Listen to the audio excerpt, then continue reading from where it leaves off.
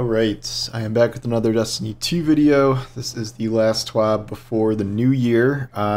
In related news, I'm sure this will be mentioned, but DMG Dylan announced that he will be leaving Bungie as head community manager by the end of this year. So that is a big change. I think he's done a fantastic job. I know he gets in fights with people sometimes on Twitter, but like you guys do not remotely understand like his day-to-day with 200 whatever 300,000 followers he has, and people just in his mentions all day every day in his DMs. And then of course there were those very scary actual threats that were made against him that had to be investigated, and Bungie's now suing. So I think he's done a great job, and I will miss him. I think he's been a very great force for the game all of this time, and I'm sorry to see him go. He did not write this TWAB. This is written by Bruno, one of the other community managers, so we will see what's going on here. I'm not really expecting there to be a ton of news here. I think there was a lot of news in the Firing Range podcast last night. I caught like some of it. They talked to the weapons guys, and they announced a good amount of stuff. I don't know if that will be in here. There was some neat tidbits in there. We will see what made it in here or not. This week at Bungie, we celebrate lots of stuff: the dawning, new partnerships, a year that is about to end, and a new one that's about to begin. Also activities that are coming very soon. And I'm going to celebrate that this is my first time writing a TWAB. Yeah, I thought so. This is also the last TWAB until next year. That sounds like a long time, but worry not. We will be back with tons of new topics to tackle starting on January 12th. So they're pretty much a full month. We'll use this time off to rest. We recommend you try and do that too. But for now, let's focus on the present. Here's a brief summary of what we're talking about today. The TGA trailer for the Game Awards, the dawning, moments of triumph, Iron Banner, secrets. Interesting. Winners of the Ubisoft contests, favorite Arbalest ornaments. Have an idea about that one. A few highlights of 2022, and yeah, goodbye to Dylan. Rewarding trailer. This is the trailer from the Game Awards. You've already seen it. This is the trailer for Eververse. You've already also seen this. One interesting thing, just as a side note here, if you're running like dares or any playlist activities now, your crafted weapons are getting, I don't know if it's double or triple, but like they're getting way more XP than usual, and that includes like if you're killing things with snowballs and strikes, it's still leveling up your weapons at the same time. So you might have some older crafted weapons. I know very few people have patterns already. I just got my first pattern with my quote-unquote insane RNG luck. I got the Aquila Sniper, and that has been pretty fast leveling in those playlists. Okay, so this is the dawning. We know about the dawning. New pulse rifle. Still fishing for rolls on this. You can't craft any of the seasonal weapons as per usual, so you're just going for, you unlock upgrades for double perks in each column, or a chance at double perks. It's a stasis pulse. I like the Amelon pulses, so that feels pretty good. The armor, which I did buy, it's cool. I was with a dawning armor. This refrigerator sparrow, Zamboni sparrow. I'm not sure exactly what that is. Ships, ornaments. I never really liked the dawning ornaments. They're too much. Ghosts, other thing. And they have a really good shader in the event pass this time, which sucks. This is the shirt for the the yearly triumph, the MMXX2 thing. It's a good shirt. I like that. I have one of these from every year. I should probably stop getting those. Good emblem too. Alright, so now here's the actual news. Not one nor two, but Fortress. Valis Forge is a gift for you. And by that we mean a new Iron Banner week with new loot and a new game mode to get the hang of. The Titan previously known as Lord Saladin might be an old wolf, but he can still learn a few new tricks. Iron Banner returns on January 3rd with a new game mode called Fortress, where you capture and hold zones while defeating opponents. But there's a twist, a Cabal twist. The objectives will change once Keitel and her troops get involved, but we are not revealing the exact details of how Fortress works because we want you to run up that hill yourselves. Is that a King of the Hill reference? Or a Stranger Things, Kate, what's-her-face reference? I'm not sure. Okay, so they're still just showing us that there's turrets that defend capture points. Not sure if there's going to be actual Cabal troops in here also, but I guess we'll find out.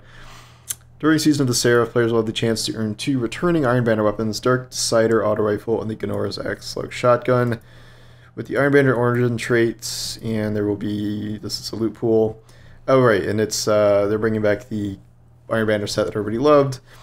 This is going to be earned. I'm hoping there's another just quest where it gives you each piece as you go through the quest, as opposed to like randomly rolling for these. The Wolf Cloak is one of the all-time great Hunter cloaks. This is one of the best Night looks for Titan, and Warlock is a Warlock. Okay. Donations game to give. You can get a ghost, I guess. Exciting announcement to make. A Ghost of Dawning Pass has appeared for a limited time. Resurrection from 2019. The Gilded Shell is available alongside the Ghost of Dawning Present, the Tender-Hearted Shell, for $60 donations. You will get this if you already donated $60. So there you go. Oh, it's this one. Yeah. They've already raised $500,000 through generous support, and it runs through December 22nd. You can donate here. Late Keepers Guild. Okay, so yeah, you get more info here. And yeah, good stuff. Okay. All right, here's the most relevant thing to me personally, I guess, since I'm Mr. Secret conspiracy theorist cheerleader. There are some rumors swirling around that Bungie was done making secrets forever. While the record was corrected, we wanted to talk a bit about the subject and the feedback we have been seeing from players hungry for surprise content. Here's Assistant Game Director Robbie Stevens to share some of our thoughts. Robbie Stevens, we wanted to take a moment to address the community's feedback around secrets in Destiny 2. But before we get started, if you take one thing away from this communication, let it be that the people working on Destiny 2 believe that secrets are an important part of this franchise and we're dedicated to delivering secret experiences both small and large throughout the coming year. Okay, good. First and foremost, let's address the Reddit AMA about the difficulty of encrypting content that brought this conversation to a head. Data mining and leaks are not unique problems to Destiny 2. Every live game deals with these issues because it's one of the most challenging engineering problems in games today. That said, our communication was misinterpreted to mean that we are no longer building secret experiences, which is false. We've delivered hidden and secret story beats and content this year and will continue to do so next year. Yeah, okay, I feel like it's, yeah, he says this in the next section, but like, I know there have been like, you don't know what's happening next in the plot, but like, I don't think that's not what people mean. So people mean secrets. So for some of the community, secrets have come to mean a secret mission or a puzzle. It's a community. It's understandable that the community is hungry for more of this content, as interpreting any hidden thing we do as a signpost of something bigger to come. Look, you can just at me. It's fine. It's totally okay. Just understand that we'll never openly reveal a secret mission or puzzle before it goes live, although we're intentionally hiding things for you to discover in every release. Not every secret can be something as big as a mission or a puzzle. So we're already kind of seeing that in this season, where so far the secrets are like, they're those weird little orb things that are all over there. I think there's 50 of them. We're assuming this has something to do with the new exotic quest that's coming. So while we do know an exotic quest is coming, we don't know exactly what the balls do. Maybe they give you the catalyst if you shoot all the balls. I don't know.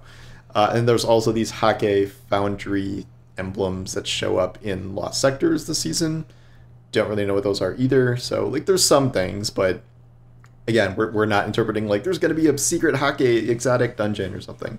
So we have to manage expectations. So I think they're going to go back in time here. Okay, looking in the past year, The Witch Queen was a release containing a fair share of secrets, and experiences on the Throne World were directly influenced by content like secret missions and dungeons. Did The Witch Queen have that many secrets? Oh, so it had the big secret plot turn. That's so like Savathun was given the light rather than stole it, which I predicted ahead of time.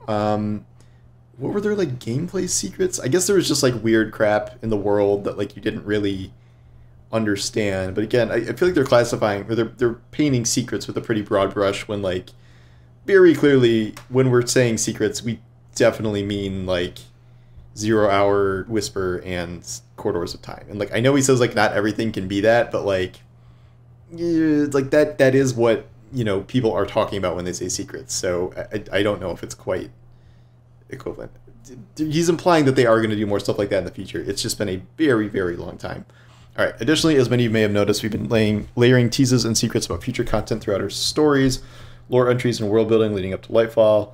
However, we know you want to know more. We know we haven't released a secret mission that scratches the same itch as Presage, 0 Hour, or Whisper this year.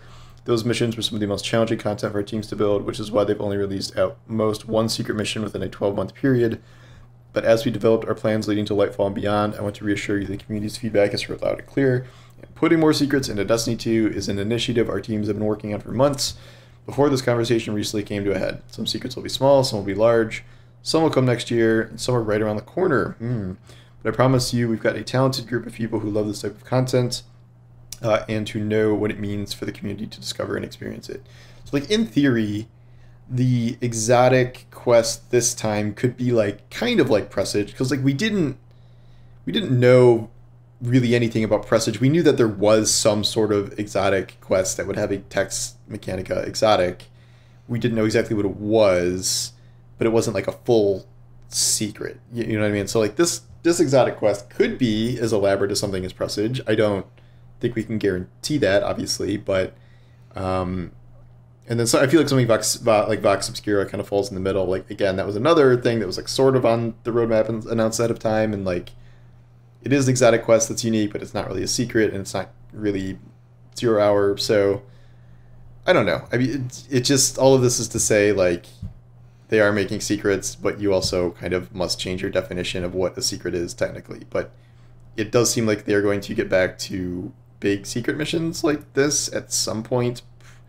Probably not till next year at this rate. I think the other issue is that all 3 of these missions are now removed from the game.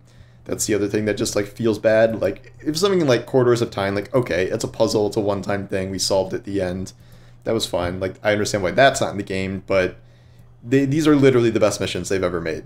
Just period. Like, in terms of missions, like not raid, not dungeon, missions, these are the best missions they've ever made, and they are not available or playable in the game anywhere. I think they need to fix that, and I think those need to come back in some capacity. Anyway, that's my thoughts on that for now. This is the Assassin's Creed Leap Off Something High contest. You guys can watch these. Wait, was there fashion too? Was there a fashion part in this? Oh, lame. I should have done that. Okay, the winning ornament is, of course, this one. Obviously, this was going to win. This had 55% of the votes, so more than half just by itself. The Black Armory one was cool, but this is better, and I assume it will like actually glow when it's made, so that's good.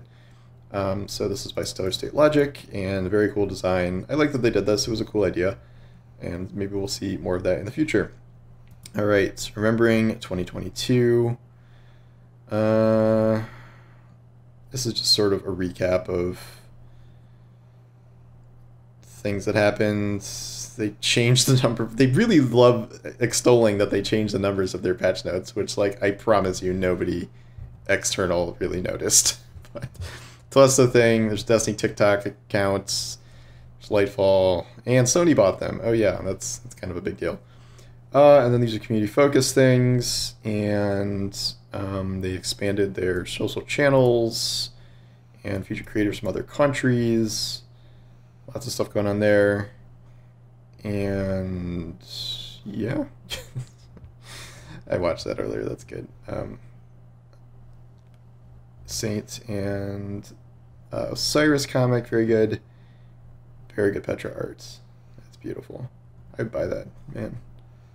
Oh, of course, yeah. I think I bought.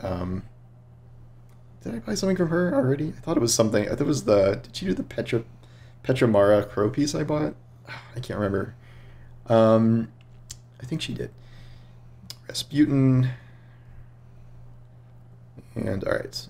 Okay, so this is a live event. They're having a Dawning live event in the UK soon. And okay, I think we're done with news. One bit of news, they just patched class items so they can now equip all mods without being Artifice Armor. That definitely works, and it's awesome, so go nuts, and always have the grenade launcher cripple thing on because it is so good. Okay. These are known issues. Yes. Just make the Unstoppable Hand Cannon mod lower. It may play audio for an extended length of time when aiming down sights. Okay, just make it like a second shorter. That's the main thing we need to do. The festively armed daily bounty awards balance flavors but does not require defeating combatants with the void energy. I don't know what that means. Okay. And even more movies. Did we just do like a whole movie section? I don't know what's going on. Oh, is this just from like the past year? Okay, and now we're doing actual movie of the week stuff. Tristan with spider sides. Yeah, they made the Woody and Buzz outfit. Now that we have cowboy hats. Amazing art from Chris Gill. And very cool. Cyrus art. Shaq's art. I wonder if Shaq's is ever gonna like be in the story again. If they can never get Lenny James to voice him again. All right, Dylan is leaving. You can go read his post on Twitter. He doesn't announce that he's moving somewhere specific or even necessarily if he's staying in games, but we will see what he does next. When Deej left, Deej went to go do community stuff at a studio in Chicago, and this is yet another end of an era. All right, so first as part of the Destiny player support team and later as community manager, Dylan's contribution to make Bungie and Destiny better is unmeasurable. He is honest and respectful, shows a genuine love for his work, and always takes everyone's feedback seriously, no matter if you are a new player, if you've been there since Alpha, or for a new member of his team. We can make a 10,000 word TWAB about him, and that wouldn't even begin to do his yellow beanie justice. So we'll just keep it short and sweet. When you're great, you never truly leave, so this is not a goodbye, but a thank you. And that's how it is. Thanks, DMG. And I will say thanks to GMG personally again, because I've had many great interactions with him just in public and behind the scenes over the years, and he's great. I wish him all the best. Okay. See you in 2023. That's the last one. No new TWAB until January 12th. No planned updates or hotfixes either. But we will keep an eye on things to make sure our Cheris game keeps chugging along as usual. By the time we are back to our usual schedule, Lightfall will be more than a month away, and that's plenty of time to tackle a few topics, comment on the changes we are making, and explain all the wonderful novelties that are coming. Two Cloud Striders enjoying their well-deserved time off. Wait, is that not Osiris? I thought this is Osiris. Not much else to say. We wish you the best. Do something fun and rewarding. Play some games, maybe farm a few new good roles. Enjoy the cold or warm weather. Greetings to the South Hemisphere. And eat something fancy while spending quality time with those you love the most. If you need some traditional Spanish food recipes, just ask.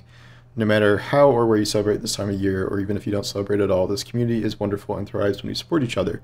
Let's keep that attitude during the last weeks of 2022 and when 2023 starts. Oh, and you reading this, you deserve the best and we are proud of you. Hasta luego, Bruno. All right, that's TWAB. Last TWAB for a month. I don't remember if the Exotic Quest launches next week or what's going on with that.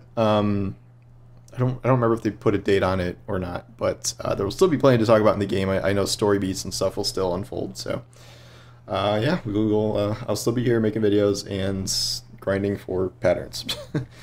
Thanks for watching, and I will talk to you soon. Take care.